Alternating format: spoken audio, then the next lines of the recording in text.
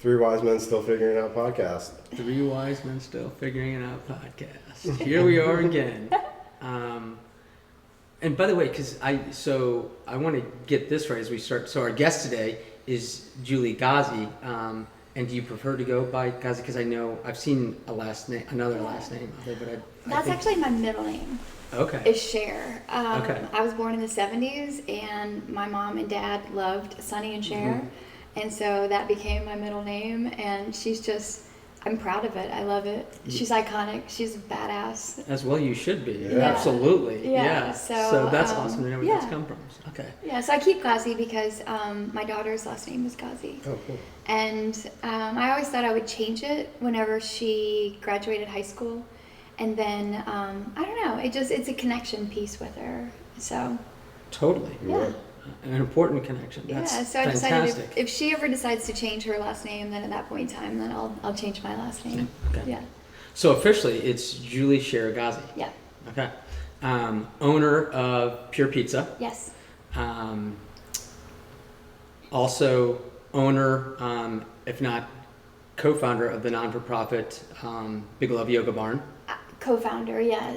It's a community-run, community-started, community birthing experience, and so we decided that no one wanted to be the owner of such a beautiful creation, and so so I'm a founding board member. Okay.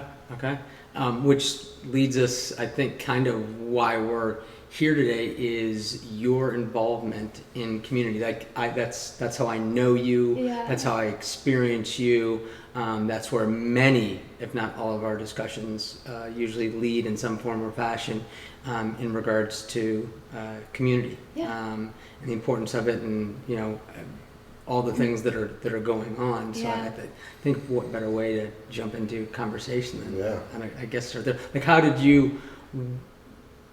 why did Big Love Yoga Barn call to you? I was in a transition space in my life. I had started Kali Yoga on 36th Street in 2019. Right. And then it was 11/11/2019, and then COVID hit just a few months later. So I had both locations of Pure Pizza navigating COVID and all of the disruptions and the changes and employees, and then we had just started the studio, and I don't know, we kind of navigated through the initial part of it, and it was made clear to me that I needed to transition out of the ownership of for-profit wellness. And that was hard. That was really hard. I was not happy with it. Can you explain for-profit wellness, like what that was? Yeah, I mean, for-profit wellness would be around, yoga studios, gyms, anywhere that it's not under either, a 501c3 or some type of not-for-profit. And it was just made clear to me that I did not want to be in that space. And so, I had gone to Alaska in September of 2020, and I was out in the wilderness, and it was just a very powerful download, and I wasn't happy about it. I wrestled with that download a lot, and I surrendered to it. So I came back and started to transition into selling that for-profit business. And then at the same time, Jason Kearse walked into the restaurant, and I'm not at the restaurant a lot. I curated my roles so that I could do it wherever, handling things that were outside of the day-to-day operations. And so I just happened to be there this day. Jason walks in and says, hey, so this is now like October, and he says, I've been doing my yoga classes outside. What are you doing with the barn? And see, the barn from 2015 to 2020 was used as a farmer's market, a weekly farmer's market. We had a Saturday, and Sunday was the vegan market. Then it was also used for a lot of community events. We've had poet laureates in there. We've done birthday parties. Rehearsal dinners, things along that line, but it was dead, completely dead. And I tried to get out of the lease with my landlord, and he was like, no. So here I was paying for it, and there was no activity happening. So I was like, yes, Jason, please use it. Come inside and use it. And he is such an artist that then he said, could I paint? And I was like, whatever you want. It's your palette. And so it started to come alive the first time I walked in, and he and Kristen Stevens did this sacred geometry on the floor. I walked in and I thought I was levitating. I was like, what is happening in here? So beautiful. And then he said, there are other teachers that want to teach in here. And I said, well, let's just get some liability agreements in place. And then it just continued to grow and grow. And then on November 11th of 2021, Kali was having her 2nd year anniversary, and it was the same weekend that the barn was having her 1 year anniversary. So it was just very divinely orchestrated. Were you still involved with Kali at that time? No. So when did you part ways? In February of 2021. Okay. Yeah, so when everything became official. So it was just a really beautiful experience. So seeing the barn just start to evolve into this thing that none of us were trying to brand it or dictate what was happening. It just became a space that, I don't know about you guys, but I feel like so many people are really starting to come online with their gifts. And so this just became a space that people could come into and offer their gifts to the public in a way that we've been donation based. Kind of flipped the model of the for-profit. So instead of the barn collecting all of the payments from students and what have you, and then trickling it down to the teachers collect all of their own payments from the students, and then they make a donation to the barn. So we inverted the model to really keep the money in the hands of the healers, and they had creative, authority to bring in what they wanted, however they wanted. So it wasn't trying to dictate, this is the brand and this is how you need to stick within that. So it was drum circles and ecstatic dance and so many different types of yoga and sound baths. And so it's been an experience. And that goes back to the community stuff that you were doing. Yeah. So, bringing the community in and allowing the community to grow and organically. Yeah, so that's when we decided to turn it into a 501c3 because, and then it'd be a community board, community led, community driven. So here we are. Awesome. It sounds like the barn had its own plan. Yeah. And you've just been following the guidance. Yeah. Even with the farmers market, that sprouted up because there was a woman that I knew named Pat Farrell that lived in the neighborhood, and she's grew up on farms and just the love of dirt, and who she is. And she was the one that said, this is a blank slate. Like we could do a farmer's market in here. And I was like, all right, Pat, see what you can do. And then so I feel like the barn is a portal. For sure. The barn does what she wants to do. I have a question. So going before all this stuff, where did your journey start with, like, in the yoga and the spiritual, your awakening, like that type of thing? That's a good question. I think I've always been on my own curated path of a spiritual awakening. I grew up in the South with a family that was very much into religion, and I say I'm a recovering Southern Baptist. There you go.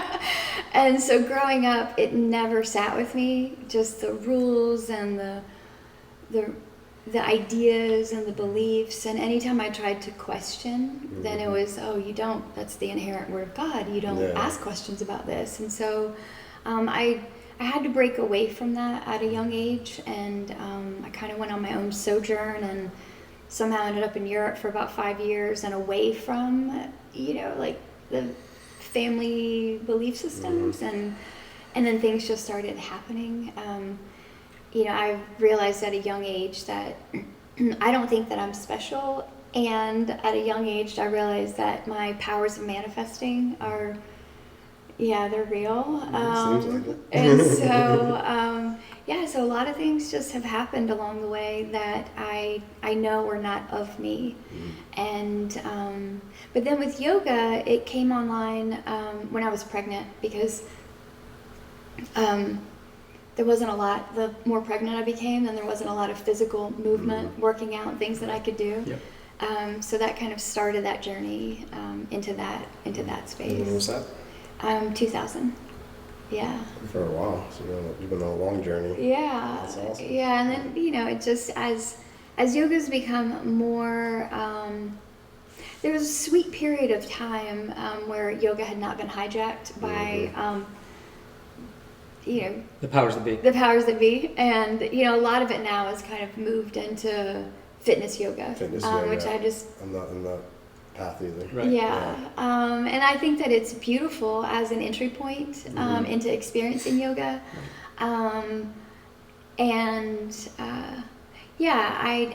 I see that there is a resurgence again of moving away from that kind of fitness space as a workout and moving it back into the mind-body spirit experience. Absolutely. Yeah. Well, so a couple things for anyone listening or viewing. When you alluded to the God aspect, just for clarity, because some people might be like, okay, so did she, and when she stepped away from the Southern Baptist or experience there, they might not have the concept of, because I, knowing you, have found you to be someone of God, source, universe, creator. However, you understand what that means, and you apply that in the wholeness of life, the oneness, i.e. you're tied to community.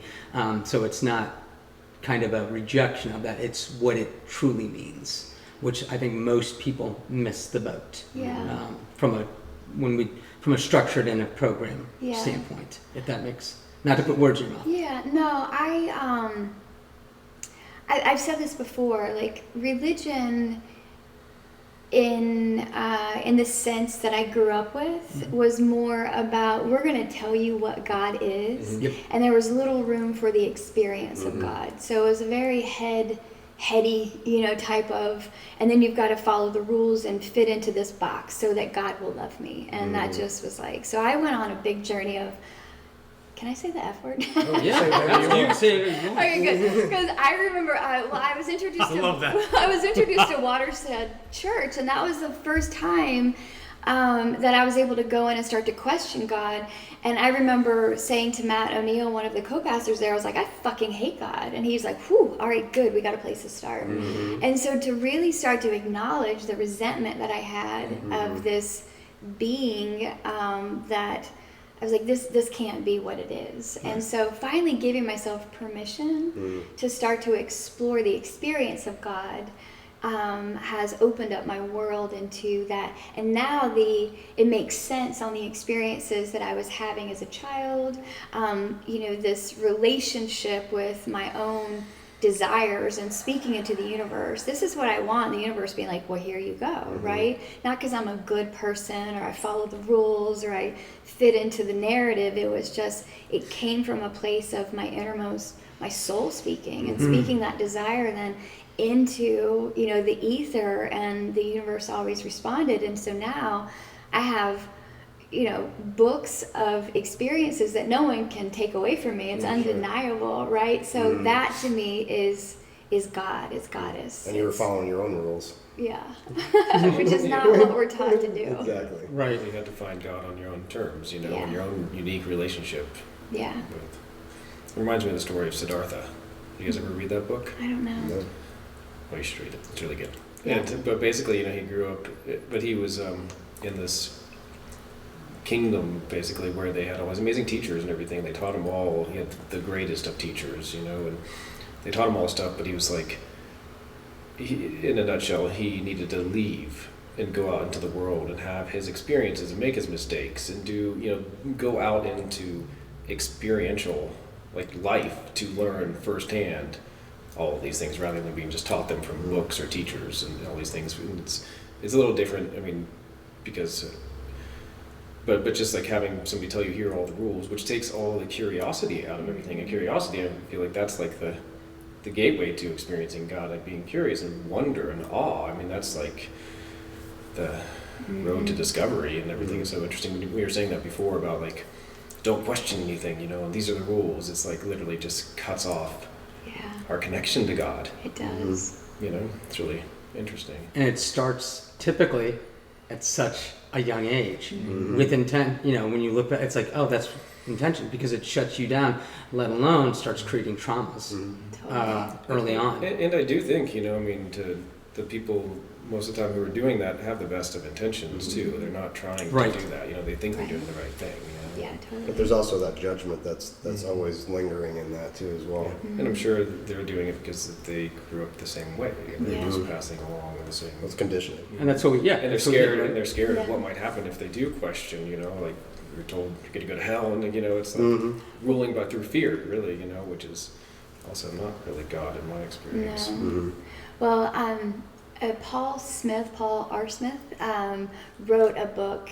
He's become such a beautiful mentor of mine over the years, but he wrote a book called Integral Christianity, and he tracks human evolution with that of our relationship ideas culturally as God, and it came alive for me. This, what you were talking about, is this very tribal instinct. I've got to fit inside the group because it's unsafe if I'm outside of that. So we conform into, you know, what the group conscious is.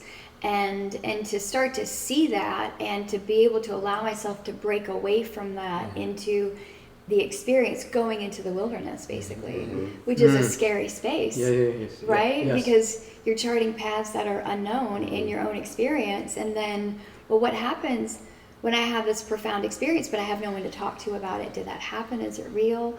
And so now to see the community really coming together, I can talk about weird shit all day long, and people are like, yes, me too, you for know? sure. And That's so my to favorite. be in community now, to share that is, Yeah, and so my question always to know if I can have a conversation with somebody is to ask them if they believe in UFOs. So then you know you can go deep, right? Oh, yeah. Right. Oh, It's a yeah. great start. Yeah. Because I think we all have our little like drops that Yeah. we do in regards to, okay, can I really have a conversation with this person? And so you drop something that it's like, oh, okay, yes, I can. Or like, okay, no, this isn't. Or Yeah. even if Yeah. they don't believe in UFOs, I mean, are they willing to be curious with it? Exactly. Right. Like, you know, It's a really good I don't point. know. Right. Do you have an open I'm mind or a open, closed mind? yeah. There's more Tell than me just more. UFOs, but that was just Yeah, yeah. Yeah. Yeah. It's an easy entry point. For into sure. it. Yeah, when you're talking with a person that's talking about football or whatever it is, you just go into the UFOs and break up the conversation. Have you ever seen a UFO at a game? Yeah, exactly.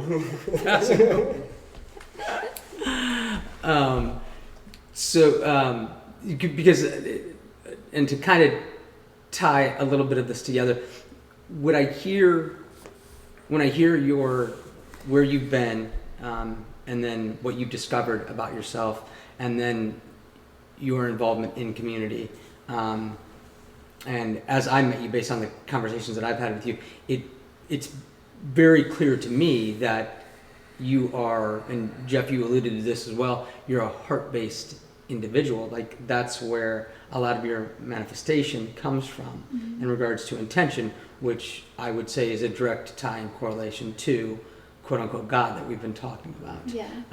And when you look at opportunities to serve, in most instances, those involve community. Yeah. Again, not to put words in. Yeah, I would say that.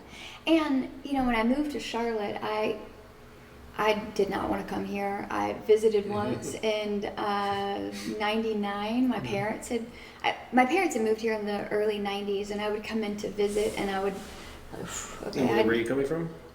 Georgia. Okay. Yeah, and so I'd come and visit in college, and I just was like, could not wait to get out of here every time that I came home for holidays, and then I moved back from Europe, and was here for just a short moment, and then left and went right back to Atlanta, and then all of a sudden my job was like, we've got this great opportunity for you. We're going to move you to Charlotte. And I was like, no. So here I come back again. So I got back here in '99 officially, and then thinking I'm only going to be here for a few months. I cannot wait to get out of here, and picking the next city I was going to go to. And then I ended up getting pregnant unexpectedly, and I was like, okay, don't know what to do here. And that was definitely a very spiritual experience, because I had on one hand, it was a very lonely time because I couldn't tell my family what happened.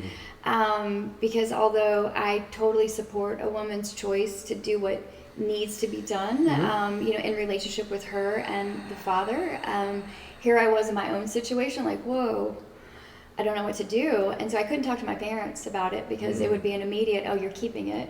And then yet the father and his family were like, no, you're not keeping it. So I'm sitting between the polarity of two extreme decisions. Wow. Yeah. And I had no one to talk to because in '99 you didn't have, you know, we didn't have Facebook or you know, Instagram or texting or any of that. And my friends are all in Atlanta. I'd only been here just a couple of months. And so I was sitting one day and I was looking out the window and I was like, I don't know what to do. And this very profound moment of a voice that was clearly outside of my own body said very clearly, she's going to be okay. And at that moment it felt like something was wrapping like a warm blanket around me. And I said, I don't know what that was, but I'm not going to deny it.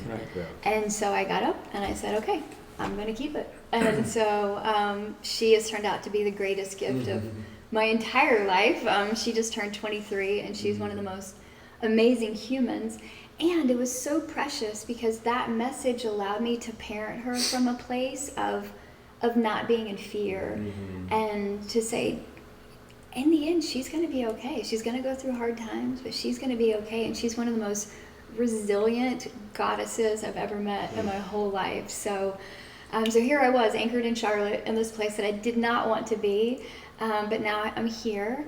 And one of the things that I noticed was just the lack of community. It was such a, what church do you go to and who are you married to, kind of in the early 2000s. And here I was a, you know, single mom, and I wasn't going to church. So I was very much like outside the fray. So it just has seemed that, yeah, over time, my life has migrated into my desire of community is now manifesting itself into creating community, which is like, whoa, that's kind of cool. I never saw that coming. So are you a certified yoga teacher? No, Okay. no. I'm a certified meditation teacher. Okay. I do EFT. Okay, yeah, EFT. I love, yes. But no, I assisted yoga for a long time at Yoga One, so it wasn't to teach, it was more to be of the assist, which I love. Yeah. That's awesome. Yeah. Do you teach any classes, or do you have any? I know you do the EFT tapping. Do you teach anything with that? Do you have workshops or? No, I don't. One-on-one sessions? No, I do. If people come to me, I do. I don't put myself out there, and as I'm in this process of transitioning the location of the barn and the restaurant over to the plaza. Yeah, the divine and I, we have, I'm really uncomfortable even saying it, but we have an agreement that once we're relocated that I'll come onto the schedule at the barn, which is like totally terrifying. Yeah. That's awesome. But you know what, with you being a DJ, what has come up is to host either a weekly or a monthly church on Sundays, ecstatic dance church. Nice. Yeah, so that's really what's coming up. Awesome. That's to do that. fantastic. Yeah. I'm down with Are that. you able to share where on the plaza or what Yeah, the yeah, location it's right next to Tip Top. Okay, great, There's yeah. about a half acre right next to Tip Top. There's a current Jamaican restaurant Yep, that's on it. So I bought that property. Okay, nice. And Kevin, the restaurant owner, who's not the building owner, but the restaurant owner, we're going to be co-branding. So he owns the Jamaican place? he owns a Jamaican Okay. place, yeah. So there's a place in Jamaica that I've been going to for a long time, 2007, I think, and it's Treasure Beach. It's this tiny little fishing village farming area on the southwest corner of the island. So it's about 3 hours from Montego Bay, 3 hours from Kingston. And it is farming and fishing, and there are no hotels. There's only just a couple of restaurants, and somehow or another I stumbled onto it a long time ago. And that space is actually, it felt for a long time, it felt more like home than Charlotte did. So I have a lot of friends that are down there. It's a beautiful community, very heart-led community, and there's a place there called Jack Sprat's, and it is the dopest pizza restaurant, and they also serve traditional Jamaican food, and it's a very community oriented. Like I can't remember if it's Tuesday or Thursday night, but it's movie night, so all the town comes out. They have a stage. They've got all these reggae bands that come and play. So it is just like it's part of the heartbeat of the community. There's only about 2,500 people that live there, so. That's what I saw when. So that's the inspiration. Yeah. That's So then I awesome. was able to share that with Kevin, and he's like, "Yeah, man, I'm in," you know. So, and then I told him about the barn and showed him all like a bunch of videos and all the really cool stuff, and he's like, "That's coming here," and I was like, "That's the plan," and he's like, "I'm totally in." So Nice. it just becomes this.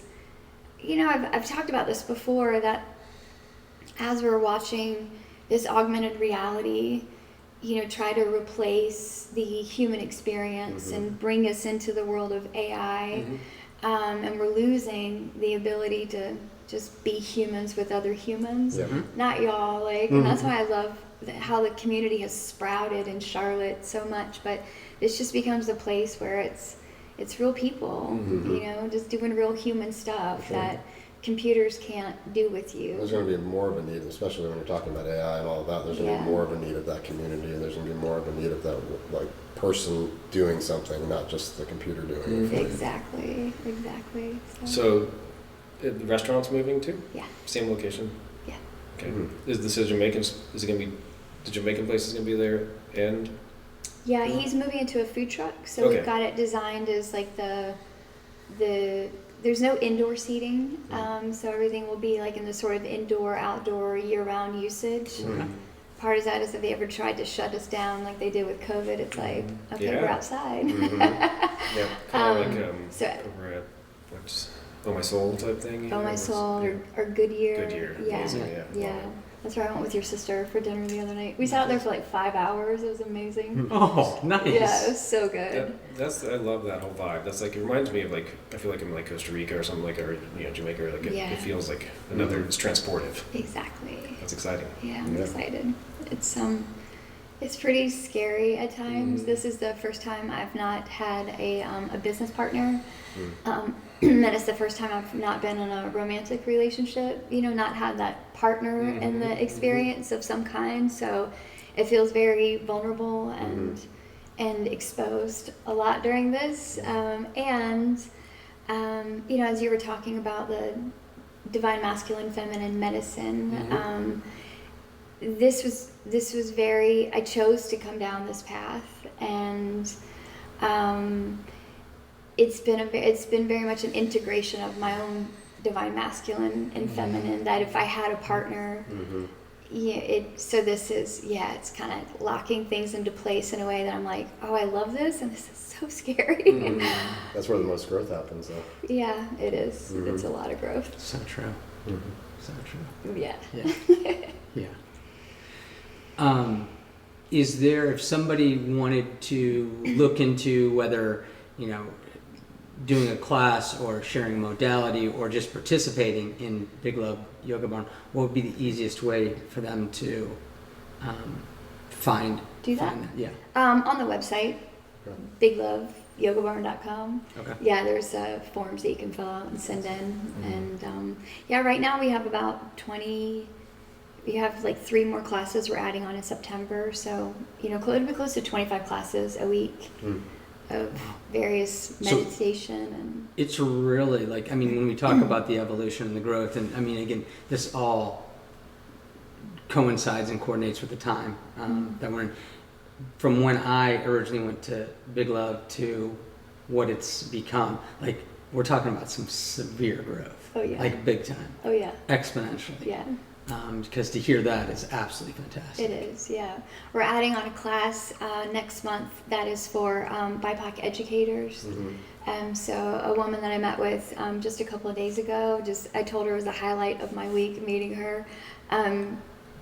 If there's anybody that you're looking to interview, she's amazing. And so, bringing in just sound bath and healing to help support the educators as they're supporting students. The deep stretch classes that we have. It's just continuing to grow in ways that people are migrating. People are finding it. We don't have to look for anybody. Yeah. So yeah, That's it's fantastic. exciting. And how many people can it hold?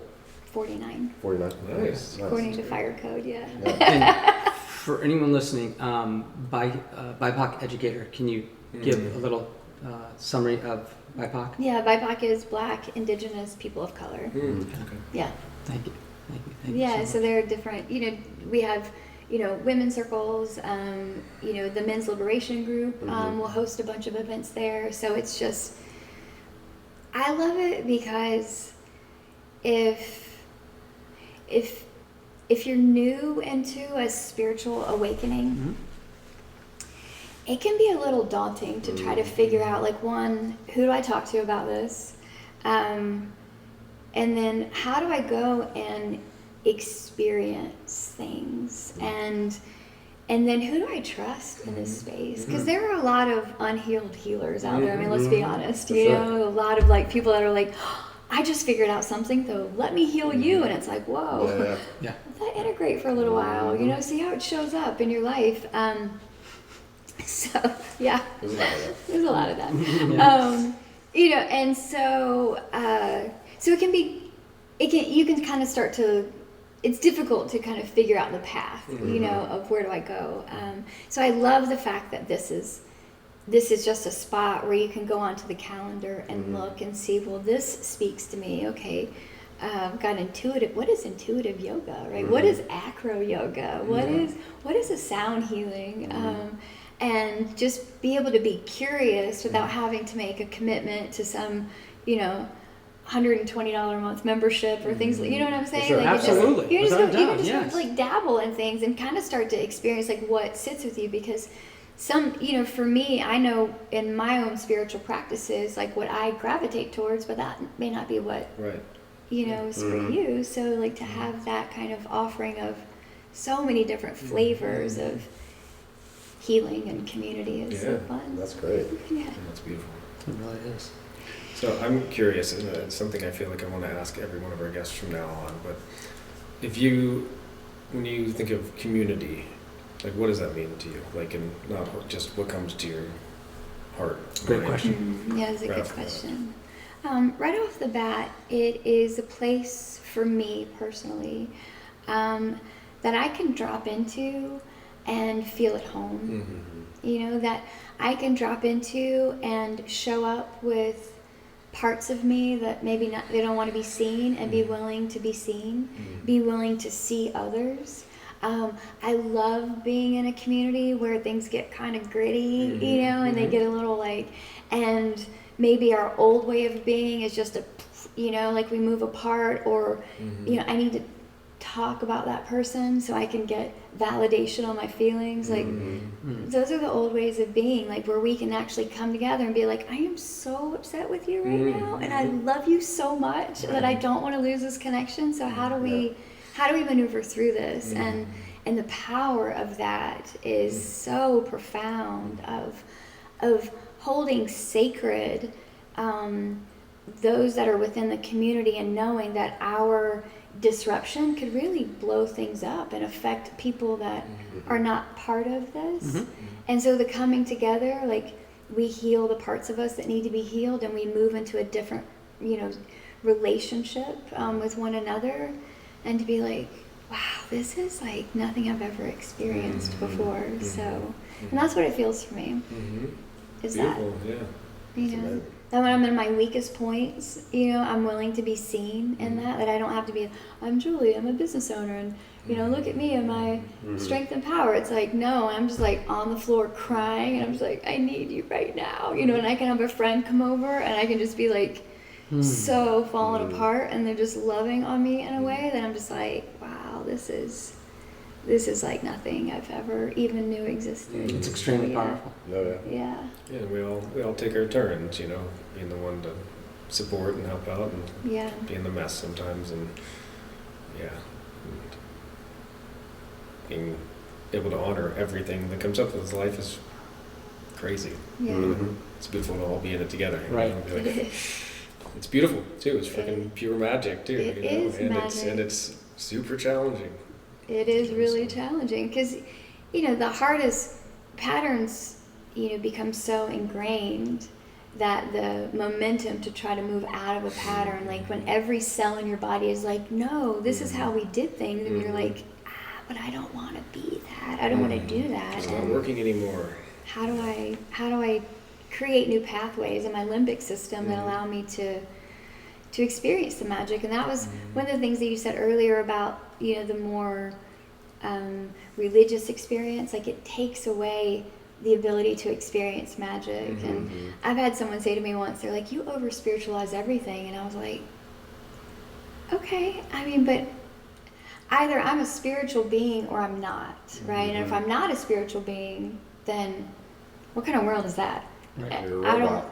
don't want to be in that belief system. So if I am a spiritual being, then how is everything not spiritual? Yeah. And so it allows me then to see the magic on a daily basis. And that allows me to drop into a level of gratitude of like, whoa, did that just happen? Right. What? It reminds me of, there's an Einstein quote, something along the I was lines of, just going there's two there. ways to look at the world and life, either as if nothing is a miracle or as if everything is a miracle. Exactly. Yeah. Which way do you want to live, Right. too? Right. I want Well, all the miracles. the correlation, the tying spirituality to science and science to spirituality, and again, wherever whoever you are, whoever's listening, whatever your belief, I just actually shared this last night with someone. I see one proving the other out, and vice versa. Like that's just happening more and more. It was beautiful just to hear you talk about being a spiritual person and your spirituality and what that means to you and how you want to live in that. And I'm thinking it as you said Einstein, and I'm like, so for anyone science-based out there, the correlation energy, you just think energy, and then you start to think about the entanglement and the quantum entanglement and how that's literally what we're doing. Exactly. And how this and stuff like this is happening more and more and more. Right. And the essence of true science is curiosity. Yeah. And questioning, Absolutely. questioning, and the same thing, that's the road to spiritual experience too, is like curiosity, and because I think sometimes people get this thing about science, it's like, no, these are the rules, once again, it goes back to almost the religious type thing where it's like, this is science, don't question it. It's like, no, it's meant to be questioned. Exactly. Like, that's the whole thing,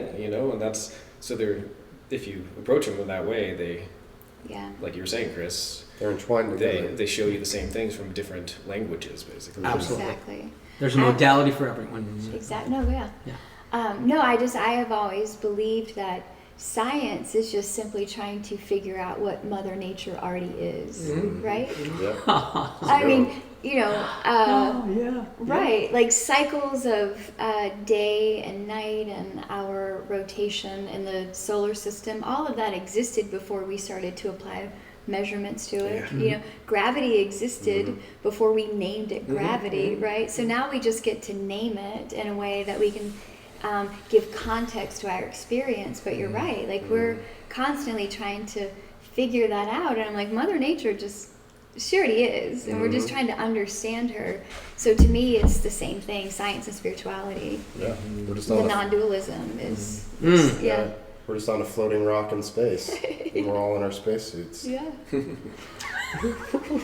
I know. Sometimes I wonder if we're just like nothing more than like a little molecule in like some big plasmic, ocean, and Absolutely. it's just like For sure. Right.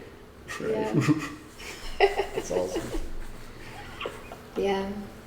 There's a lot. I mean, I love the fact that we don't have it figured out, and we get to question, and we get to experience, and we get to explore, and having it all figured out to me is kind of boring. Well, there's something so beautiful in that I don't know. Like, it's kind of scary because, we want to know, parts of us, our ego, whatever you want to call it, the parts want some certainty about knowing, and we want to hold on to it because it feels safe, even though it's an illusion. Right. But the I don't know is like pregnant with possibility. I It's love just that. like, I don't know. Like, and then all of a sudden the whole world opens up and you can start to see things you never saw before from not knowing, it's an amazing space.